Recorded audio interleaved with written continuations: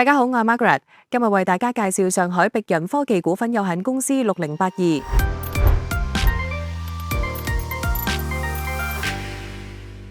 股份公開發售日期為2025年12月22號到2025年12月29號9點45分，暗盤日為12月31號，上市日為1月2號。保薦人中金公司、平安證券、中銀國際 BOCI。招股價為17到19.6港元，每手股數200股，一手入場費大約3959.54蚊，集資規模大約42.11到48.55億港元，市值大約401.03到462.36億港元。公司係次招股，引入25家基石投資者，包括瑞銀旗下 UBS-AM、Singapore、中國平安2318旗下平安人壽保險、泰康人壽、泰國正大集團旗下 Charon Pocan 同埋寶城2378旗下 Eastspring 等，合共認購總金額3.73億美元，大約28.99億港元，佔發售股份嘅概約百分比為68.86%。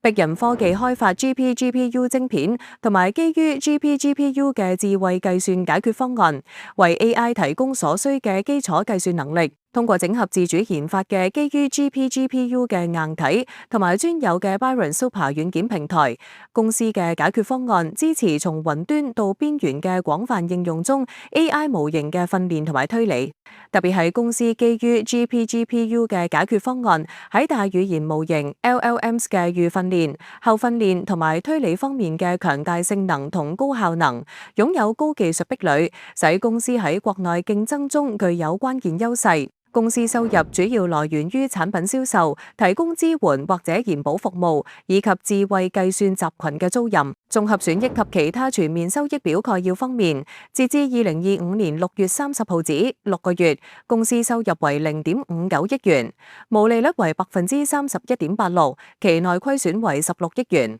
按分部劃分嘅收入方面，產品銷售智慧計算解決方案收入為0.58億元，佔比98.7%，毛利率為31.2%，提供支援或研保服務收入為4.6萬蚊，佔比0.1%，毛利率為100%。智能計算集群嘅租賃收入為70.7萬蚊，佔比1.2%，毛利率為84.3%。喺未來計劃及所得款項用途方面，公司計劃約85%將用於日後研發公司嘅智慧計算解決方案，大約5%將用於公司智慧計算解決方案嘅商業化，大約10%將用作營運資金同埋一般公司用途。從投資角度嚟睇，新股部門給予6082上海璧人科技股份有限公司5星評價。璧人科技作為國產 GPU 4小龍之一，從投資角度睇，其憑藉自主架構技術壁壘、國產替代政策紅利同埋充足在手訂單，具備長期成長潛力，但係需要承擔持續虧損、生態壁壘突破難度大等嘅風險。從投機角度嚟睇，新股部門給予6082上海璧人科技股份有限公司5星評價。作為港股 GPU 第一股嘅稀缺性、頭部基石投資者背書同埋 AI 算力賽道熱度，或者驅動短期市場情緒，但係高估值同行業競爭加劇，可能引發回檔壓力。綜上所述，公司建議嘅認購策略為孖展認購。本人李曉賢為證監會持牌人士，以上內容純屬個人意見，唔構成買賣邀約。